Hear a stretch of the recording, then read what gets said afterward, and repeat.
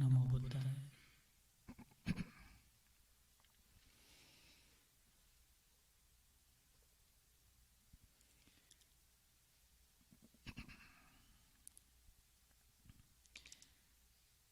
So what are the suttas you learned today?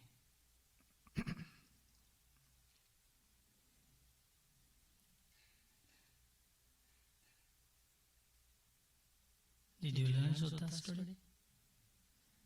What is the name?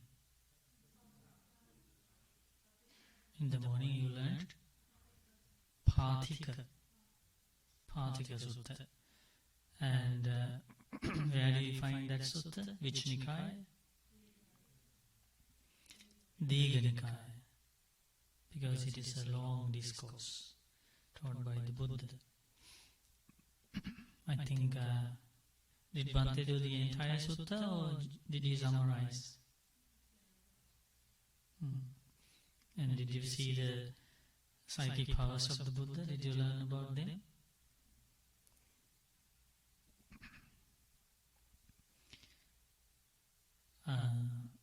So Buddha used 3 types of psychic powers.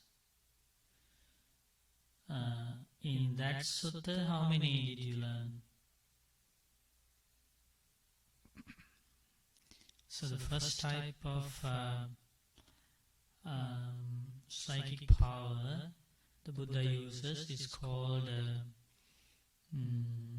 Iddhipatihariya, which is the miracle of psychic powers.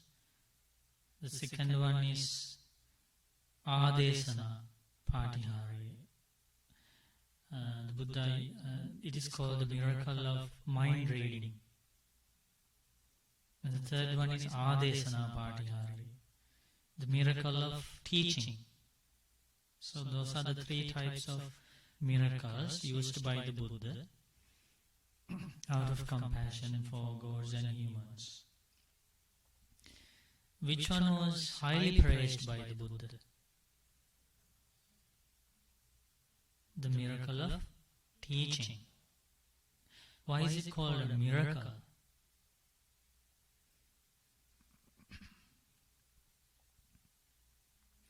People, gods and humans who are destined to be reborn in a lower destination escape from bad destination forever after listening to the teachings of the Buddha. Isn't that a miracle? They escape from that rebirth forever. They will never be born in hell again. They will never be born as an animal in the animal realm. They will never be born in the ghost world as a hungry ghost. It's because of because they follow the Noble Eightfold Path and attain the stages of enlightenment. Isn't that a miracle in somebody's life? That transformation. That is why it is called the miracle of teaching. And they put an end to this whole mass of suffering. They escape from this cycle of rebirth forever. They escape from repeated aging. They escape from sickness. They escape from death after listening to the teachings of the Buddha. Isn't that a miracle? Yes, there is no surprising things in our life if we repeatedly travel in this long journey of samsara, facing aging again and again, facing sickness again and again, right? And suffering from defilements, from our own defilements. There is nothing there to be amazed about that ordinary journey. The amazing thing is that if somebody escapes from falling into the bad destinations, if somebody escapes from aging, sickness, death, mental suffering and physical suffering, if somebody puts an end to this cycle of rebirth, that is the amazing thing. That is the miracle of somebody's life, right? So that happens after that individual listens to the teachings of the Buddha and practices the Noble Eightfold Path. That is why the miracle of teaching was highly praised by the Buddha. Anusasani Patihari.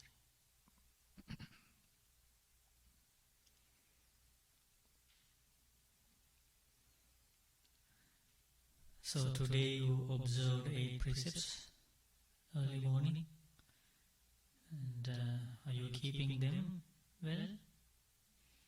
And you can try to keep the 8 precepts until tomorrow morning.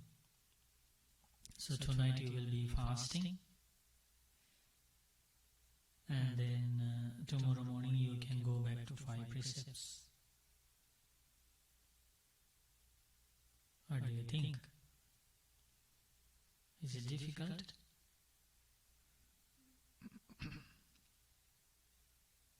This is a rare opportunity to end suffering.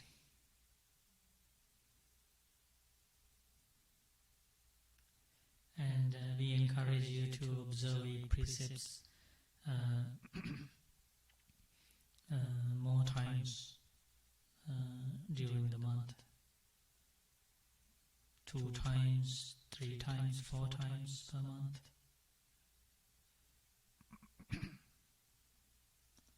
Advanced precepts for a lay person.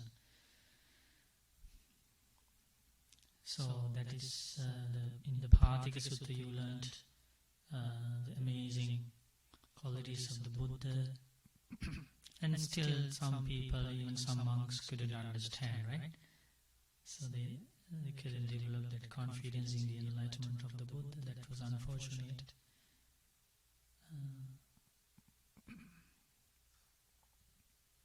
But we need we need strong and sharp, wise consideration to develop that confidence in the enlightenment of the Buddha.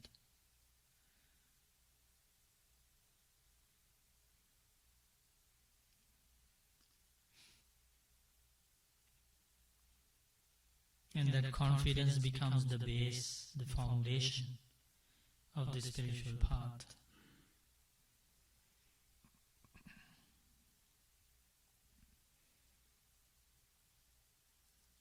And how about the afternoon desana? Purna Sutta from which Nikaya? Samyutta Nikaya. And the same sutta is found in the Majjhima Nikaya as well. Punno Vada Sutta, advice to Arahant Punna Theru.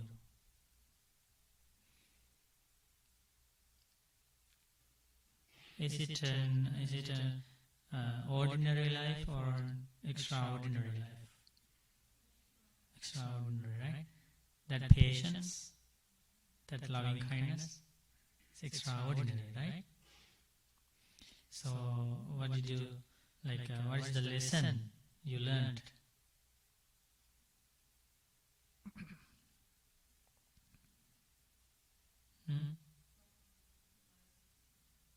The importance of patience. And are there limits for patience? There are no limits. And that Bhante practically proved that his patience, forgiveness, kindness, compassion, and that eventually gave the best thing in the world, right? That Bhante experienced the best. What is the best thing? Nibbānam paramam sukham. The best happiness in the world is Nibbāna. Didn't that Bhante achieve that? He did. That's a very rare quality, very difficult thing to practice. And So that is the last part of the sutta about the patience of that Punna Theo. In the beginning of the sutta, did you learn about 6 sense bases and some teachings of the dependent origination? That is the main advice given by the Buddha, right? To that Bhante. So after he left for Sunaparanta country, that was the main teaching he practiced, because it was a personal advice for him directly from the Buddha. So what was that teaching about 6 sense bases?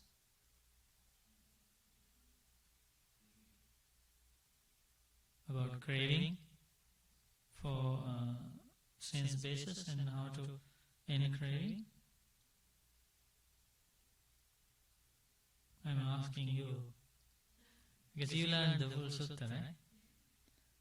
I don't remember. I read it quite a long time ago. What was there in the beginning of the sutta?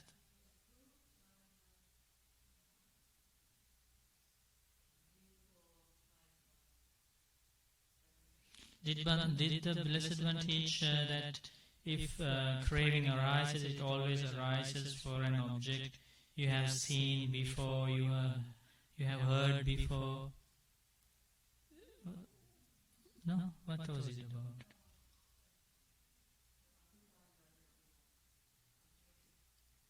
about? So if you appreciate, if you welcome, and if the mind gets established in an object, that is where the craving arises. And because of the craving, suffering arises. And that is the origin of suffering. And did Buddha teach the cessation as well? If you don't welcome an object, if you don't appreciate it, if the mind is not established in that object, the craving ceases, and which is the end of suffering. That's a deep teaching, right?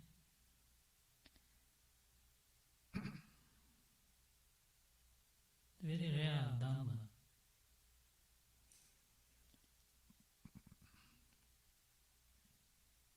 And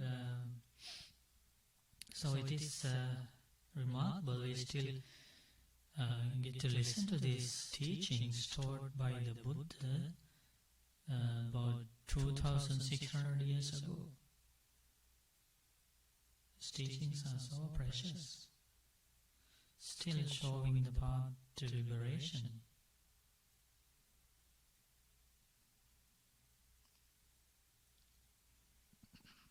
And how about the meditation sessions today? We practice walking meditation,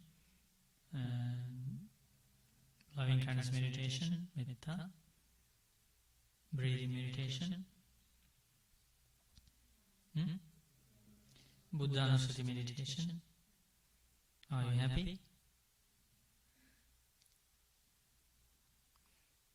Good meditators. And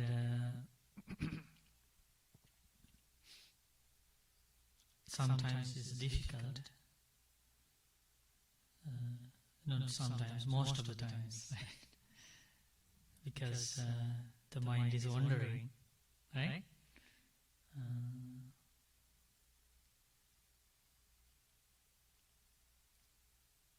It takes time, patience. Patiently we need to practice, because the causes of suffering arise right here inside our mind. So we have to find the solutions right here. It's not an external problem. So Buddha has taught all the techniques to overcome the hindrances, obstacles. Patiently we need to learn them, we need to apply them to our lives. And today you can rejoice in your, you can appreciate your effort you made throughout the day to practice this, practice the detachment, renunciation. This is not a simple thing you did today. Practicing spiritual path, coming to a monastery, associating Bhantes, associating with Kalyana Mitta, spiritual friends, controlling and guarding the sense faculties. It's not an easy task. These sense faculties are always, we have used them in this long journey of samsara, not for detachment, not for dispassion, right? Not for viraga. We have been using these sense bases. No matter what type of life we had in the past, we have lived as humans uncountable times. We have lived as heavenly beings uncountable times. We have lived as animals uncountable times. Right? We have lived various types of lives in the past.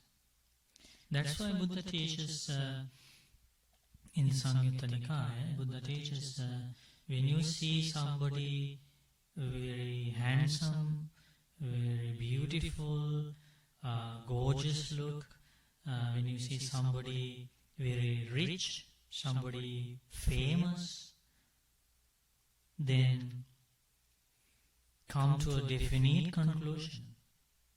That's the word of the Buddha. Come to a definite conclusion. I have lived the same life before. If you don't know that teaching, we think, oh, how unfortunate I am. Oh, I don't have that kind of wealth. I don't have that kind of beauty. I don't have that kind of fame. Oh, I am so unfortunate. Right? Otherwise, you would think like that. But Buddha asks us to come to a definite conclusion. I have lived the same life before, many times. So then with that teaching, what happens to that craving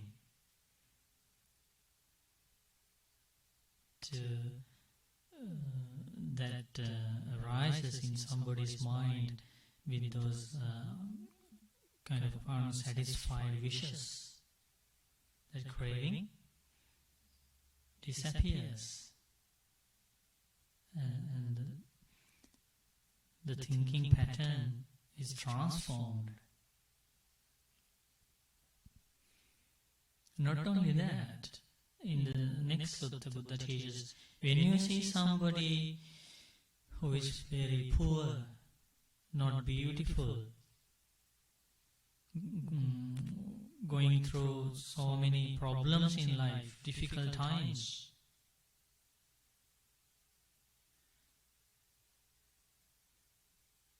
come to a definite conclusion. I have lived the same life before, many times. I have gone through the same problems. I have faced the same tragedies.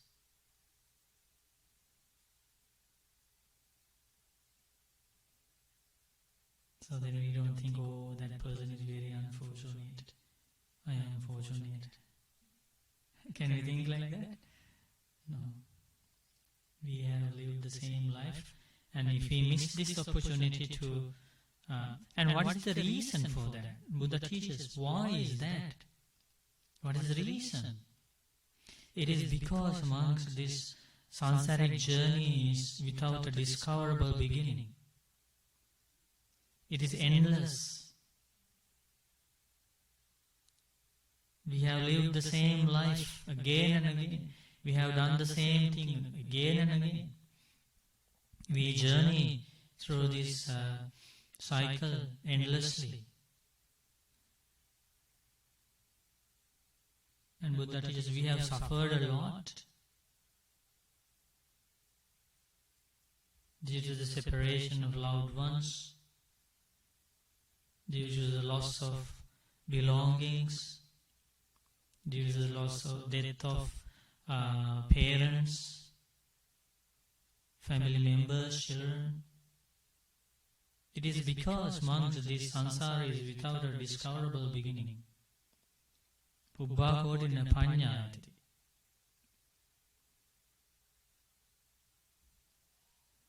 Reason?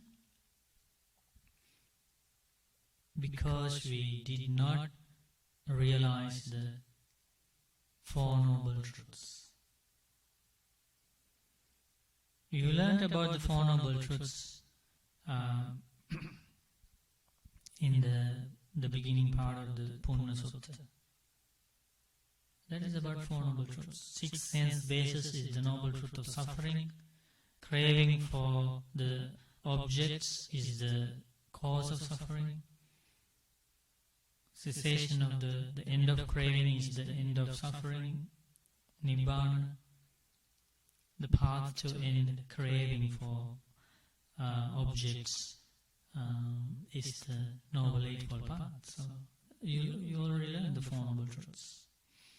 The Buddha teaches the reason for this endless journey is not realizing the Four Noble Truths. Today you made effort to follow the path to end suffering. That's why you can appreciate your effort, your intentions of joining this program and practicing this path, because that is the path to end suffering.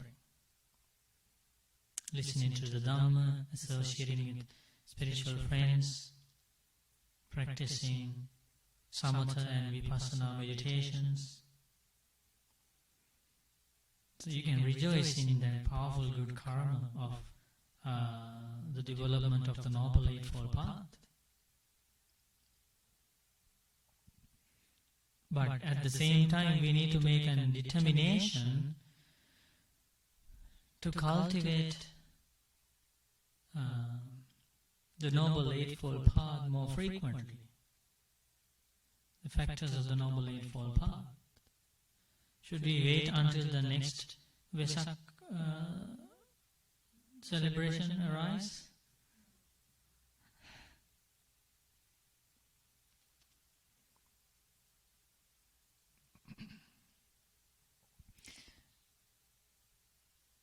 Noble Eightfold Path is extremely rare in the world, and the opportunity to follow that is also very rare.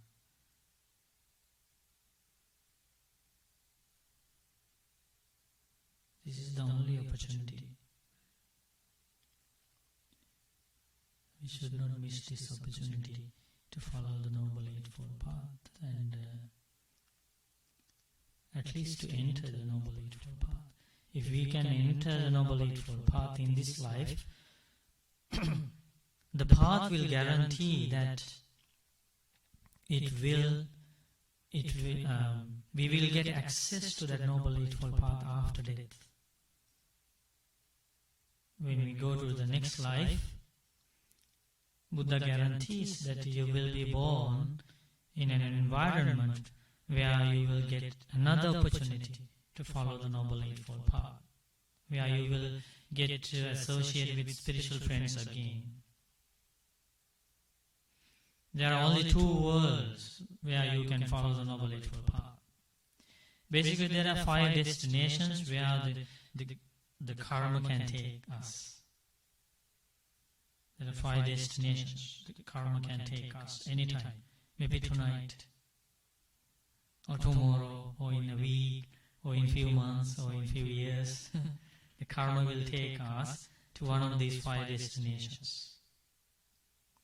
First one is hell, second one is animal realm, third one is ghostly realm, the fourth one is human world, and the fifth one is the heavenly world.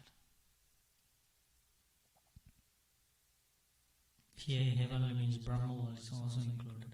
So these are the 5 destinations.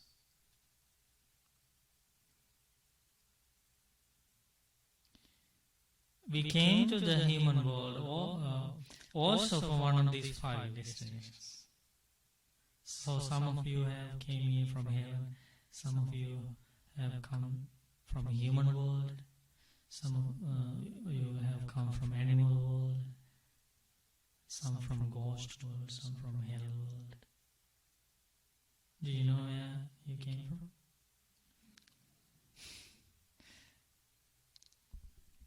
Buddha knows. Buddha has the knowledge to see everybody's past lives.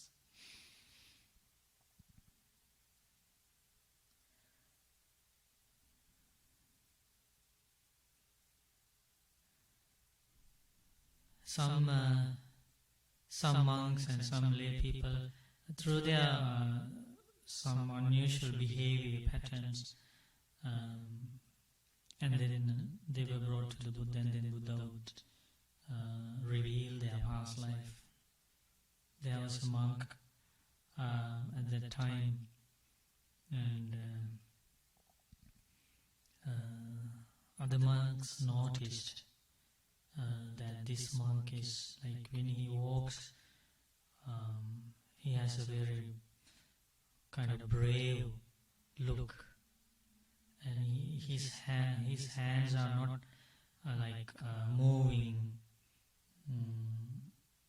while he was walking, very still, and the way he looks around, the way he walks forward, it's very kind of a brave look, very calm, peaceful, no rush, no running. So, and then it was a pleasing sight. It was pleasing to watch his behavior, the way he uses his limbs.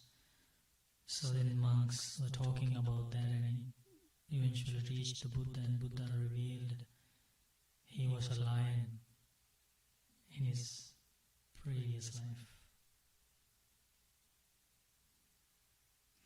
So some of the habits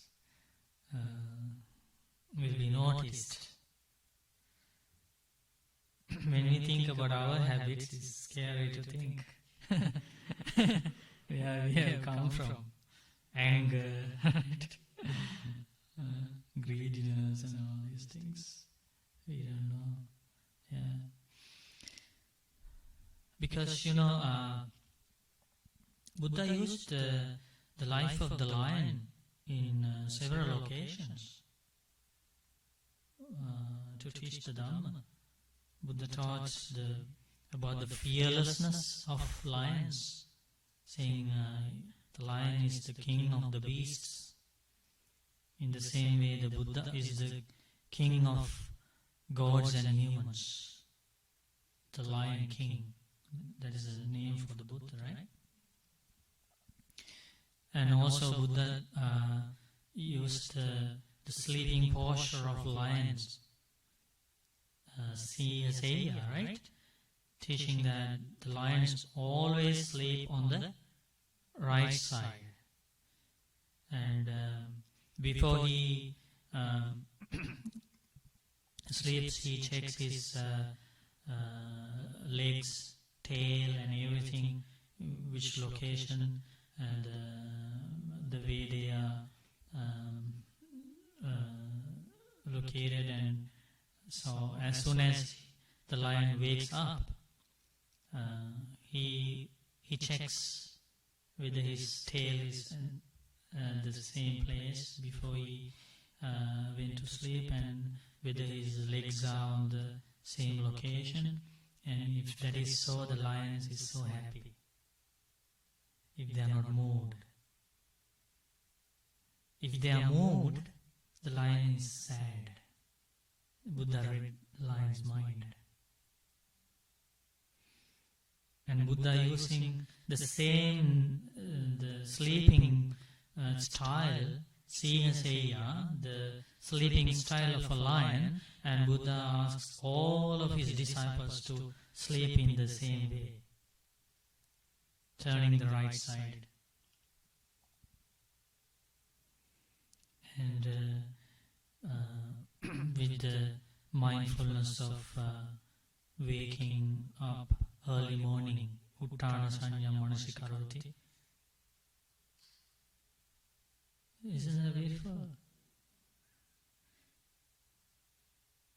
That's why that Bhante had that some of those habits coming from past lives.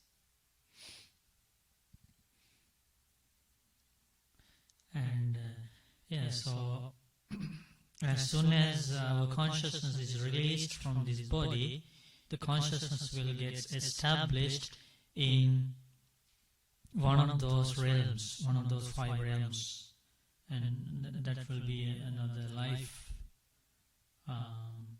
The consciousness, the meaning of the fact that the consciousness gets established in a new life means it's not a consciousness alone, it's with the other 4 aggregates, four groups of clinging. So a new life means always a physical body, the form group of clinging, feelings, because there are the 6 sense bases in all the lives. So then the feelings are there, feeling group of clinging. Clinging means there is already craving. So those are the things we take to our next life: craving, clinging, attachment. We take them to the next life. What are the things we don't take to the next life? What are the things we leave behind?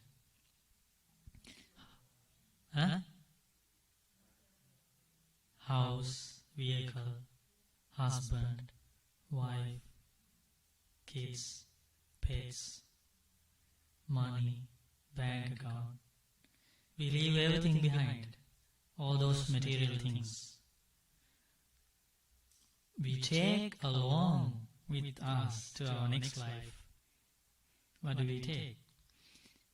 Craving, karma, clinging, attachment, merit, demerit,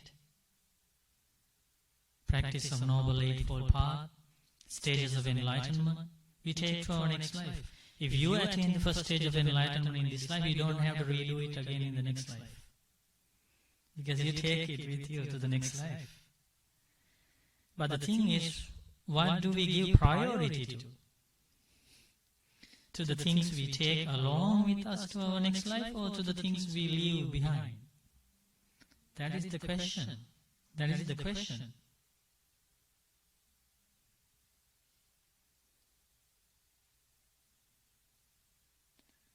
We need to think wisely. Even our body we leave behind and go. How about the mind?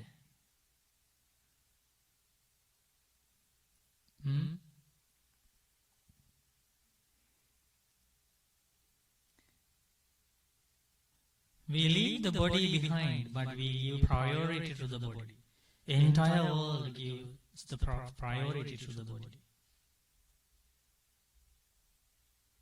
But we take our mind, or all the defilements, habits,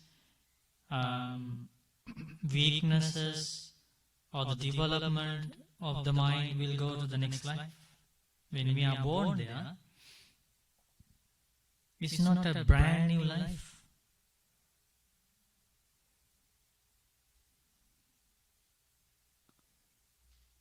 It's not a brand new life. This is not a brand new life. This is not a brand new life. Buddha calls this life Puranam Bhikkhave Kamma. This is an old one. What is the old one? This is a result of old karma. Buddha uses that word. Chakkum bhikkhave puranan kamma. This eye, Buddha teaches, this eye is the result of old karma. This is old. Sotam bhikkhave puranan kamma. This ear is a result of old karma. Abhisankatam, this is constructed specifically. Abhisanchetayitam, how is it constructed? It is constructed by a volition.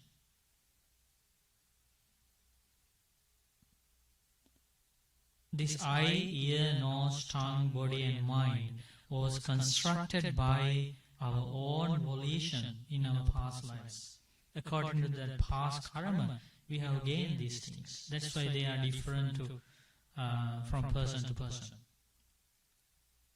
There is a background, karmic background behind each sense faculty of each individual.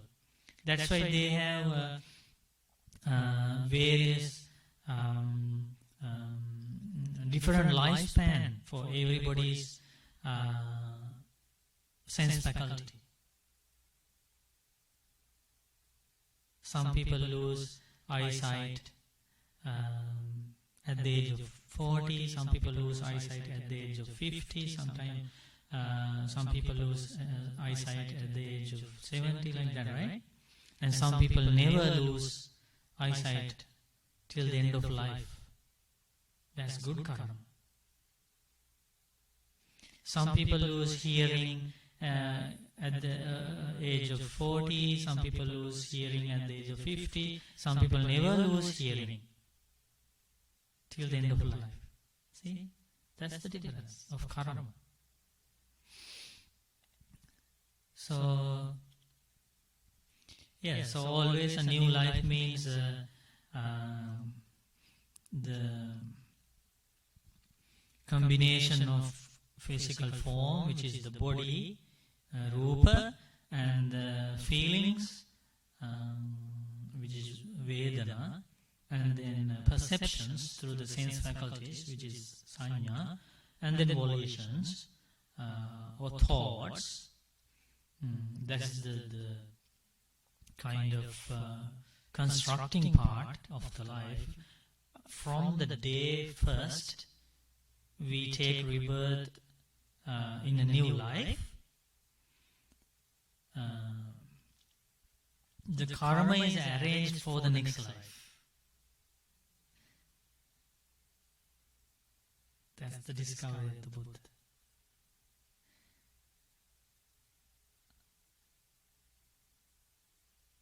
From the day first. Now, the karma for our next life started accumulation when the consciousness first established in our mother's womb.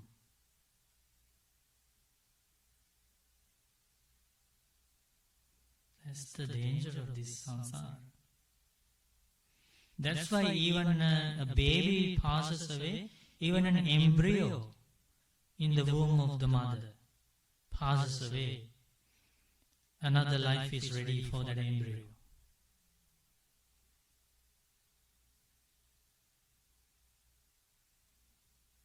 And not only from the karma accumulated in this life, that embryo has a long history of karma coming from past lives. And a small part of that karma ripened to give this life as a human baby, but it's only to spend few days in the mother's womb. But even though it ripened, there is a long history of karma coming from unseen past. So which will give the which will ripen after the passing away of that embryo, and that will give another life. There is no it's not it's a natural law in the world. This karma taking beings to different realms is a natural law. There is no creator or external person or somebody who commands for the consciousness to go. You go to this world, this time you go to that world, this time there is no a person to do this. This is the scary part. But Buddha realized those who at least enter the Noble Eightfold Path are safe.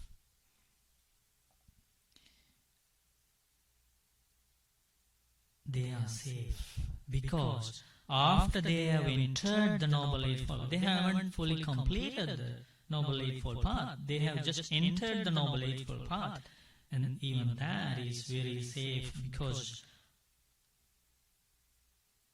after that point onward, their future is decided by the Noble Eightfold Path. That is amazing. If for those people who have not at least entered the Noble Eightfold Path, their rebirth is solely decided by karma. So they don't know which karma comes next. There is good karma, there is bad karma. They don't know which karma comes next. But for the ordinary life, always the possibility of appearance of bad karma to the surface. That's how Buddha realized it. That's why for an ordinary person it's extremely rare to gain a heavenly life or a human life. But those who have entered the Noble Eightfold Path are always destined to be born as a human or a heavenly being. Because their destiny is now decided by the karma of the Noble Eightfold Path, which is very powerful. To enter the Noble Eightfold Path in this life, a disciple of the Buddha has to establish the right view, sammaditthi. Correct. It is the stage of the Sotapanna, the first stage of enlightenment. And that happens as a result of realizing the Four Noble Truths at the initial stage. That Buddha guarantees they are safe. They are safe because their consciousness is now kind of governed by the Noble Eightfold Path.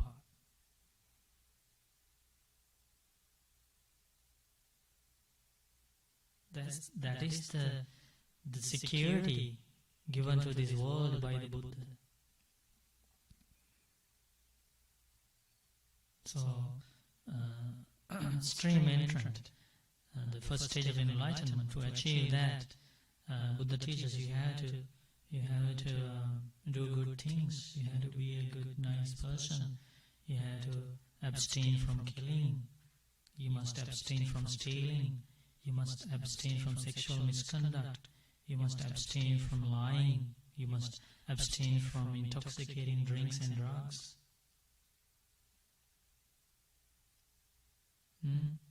You have to practice metta, loving kindness. You have to overcome anger, hatred. You have to control them. You cannot fully abandon them in the first stage of enlightenment. You have to control them. You have to understand the danger of them. You should never justify your anger, your hatred. You have to be grateful to your parents. These are the qualities of somebody who has attained the first stage of enlightenment. Always a very virtuous, wholesome person, a grateful person, recollects the help of the mother and father, recollects the help of the family members. Buddha teaches the foundational quality of the stream entrant is the quality of gratitude. Status of enlightenment means always noble qualities. A generous person. He has understood the danger of stinginess, danger of greediness.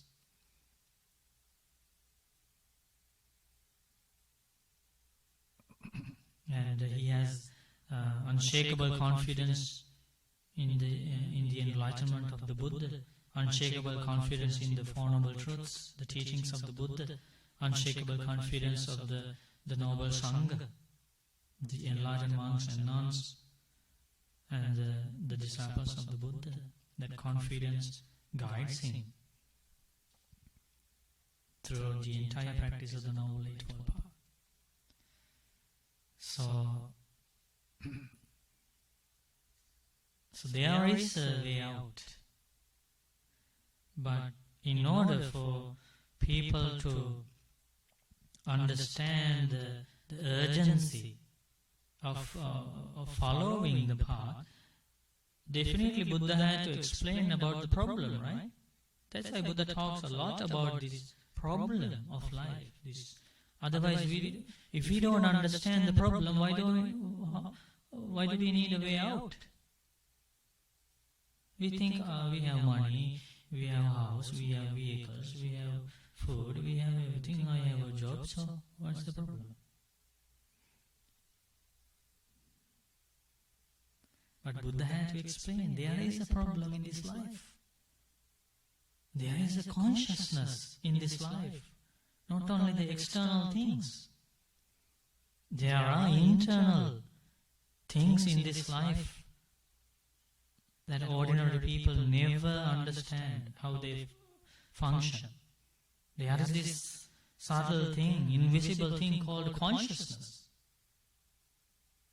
You have to be very careful. Buddha teaches, kammam kettam.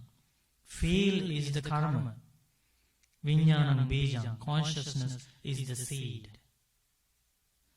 Whatever action we perform by body, speech and mind, every time when we perform the karma, the consciousness gets established in that and creates the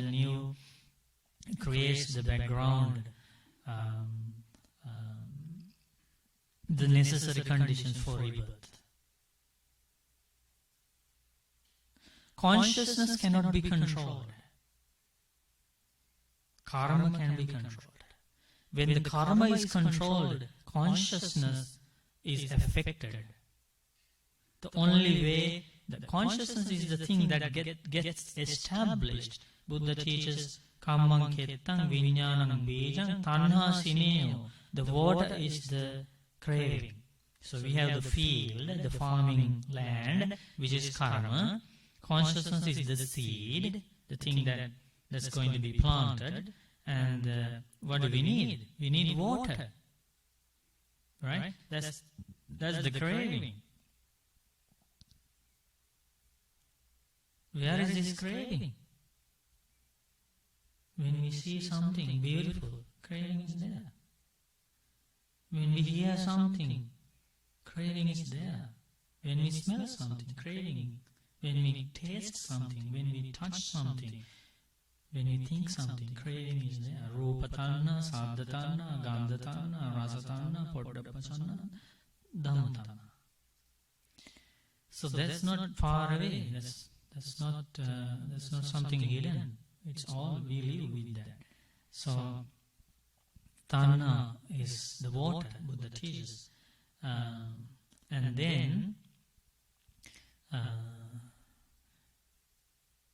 the consciousness gets established according to the field, and the craving is always supports.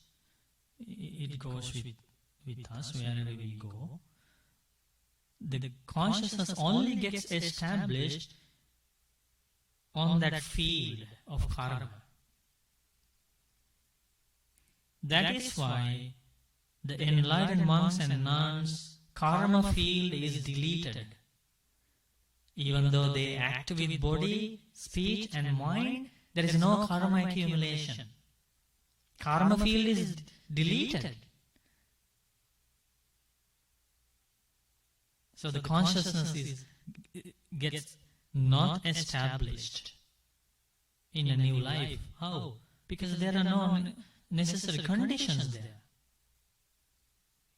How did they achieve that karma kaya, the destruction of the karma, end of karma? How did they achieve that? Because there is a path. Karma nirodha gamini patipada. The path leading to the end of karma. What is that? Ariyo Attangiko Mangu. Noble Eightfold Path is the path to end karma. We don't need to worry about, we don't need to think about consciousness. Oh, what will happen to my consciousness? Where will it go after death? And things like that. We just want to focus on the field. Because Kamma Nirodha Gamini Patipada. There is a path to completely destroy the field.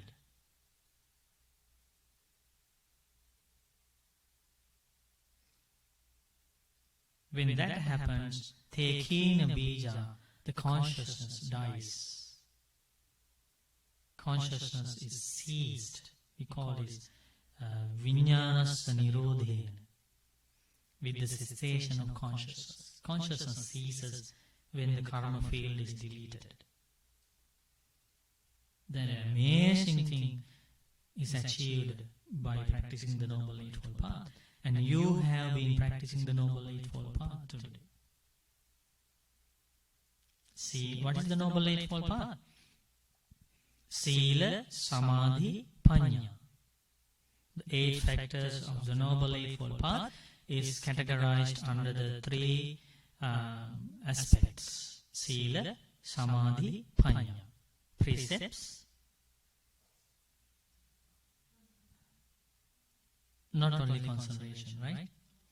Sila means right speech, right action, right livelihood. 3 things. Sila means 3 things. Samadhi means not only one thing. Samadhi means 3 things. Samma Vayama, Samma Sati, Samma Samadhi. Right effort, right mindfulness, right concentration. If we say only right concentration, 2 are missing.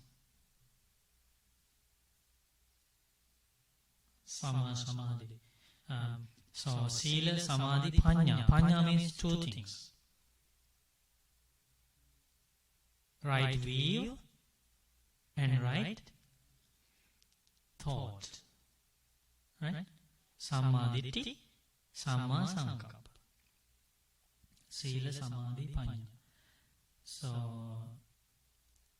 that's why you are very lucky. You have been practicing the Noble Eightfold Path today, and in the same way we should try to practice the Noble Eightfold Path every day. Every day. Today you observe 8 precepts, and then if possible you keep them until tomorrow morning, and then tomorrow morning you go back to 5 precepts. Still you are on the Eightfold Path. And if we break some precepts due to lack of mindfulness, then we need to re-observe as soon as possible. By understanding, oh, accidentally I broke a precept, I was unmindful. So let me observe the 5 precepts again. And then you observe the 5 precepts. You read them in your mind, and then you go back to 5 precepts. And then you are again following the Noble Eightfold Path.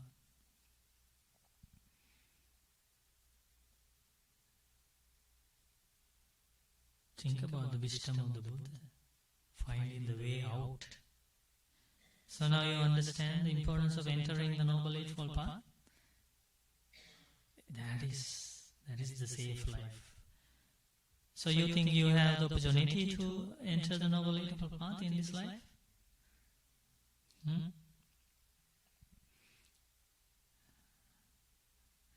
Why not? the majority of the disciples of the Buddha who entered the Noble Eightfold Path when Buddha was alive was not monks and nuns. They were all lay people like you. The majority was lay people, the disciples of the Buddha. Stream enterers, once returners, non-returners. They were most of them were lay people. So I bless all of you. And today, with especially you came to the monastery. This is our very first in-person English Seal program, and as the English Vesak Seal program, celebrating the Buddha's enlightenment in the month of May. That happened about 2,000 years ago. So you came with that intention of paying homage to the Buddha, and you observed higher precepts today, imitating the enlightened one's lives, and you listen to the teachings of the Buddha, the discourses of the Buddha, and you practice samatha and vipassana meditations, sitting meditations, walking meditations, and we discussed the Dhamma and Kalyana Mittas, practice giving and sharing, give the dana, breakfast and lunch, meal offerings to all of you out of compassion, and in many ways, especially Julius Upasaka and the Indonesian community made lots of good karma organizing this English Vesak Seal program today, and also lots of volunteers, Kalyana Mittas, made lots of good karma organizing this English Vesak Seal program. So now is the time for us to share merit with our teacher, Loko Swamin Wahanse. So we share all the merit with our teacher, Loko Swamin Wahanse, who has given us this precious opportunity to follow the Noble Eightfold Path. Sadhu, sadhu, sadhu. We share merit with all the heavenly beings. May all heavenly beings rejoice in this merit and help all of you, all of us, to follow the Dhamma path peacefully. Sadhu, sadhu, sadhu. And we share merit with all the Bhantes in this monastery, all the Bhantes in the world, all the nuns. We share merit with all of them. Sadhu, sadhu, sadhu. We share merit with all the Kalyana Mittas, our parents, teachers, Dhamma friends, and with the Indonesian Buddhist Fellowship Association, and with all the volunteers, all the Kalyana Mittas. May all of them enjoy long life, good health, happiness and peace. Sadhu, sadhu. May all of you have the opportunity to follow the Noble Eightfold Path peacefully and achieve the end of suffering, supreme bliss of Nibbana. Okay, now I'm going to chant the verses of blessings. Abhivadana Silis Nichang Vada Pachayino Chattaro Dhamma Vadanti Ayuvanno Sukambalam Ayurarogya Sampatti Sarga Sampatti Mevache Atho Nibbana Sampatti Minati Samijjatu.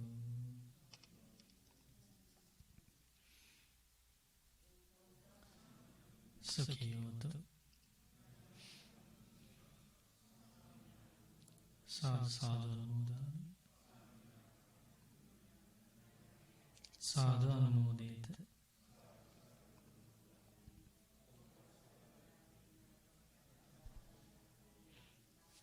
Come on, come on.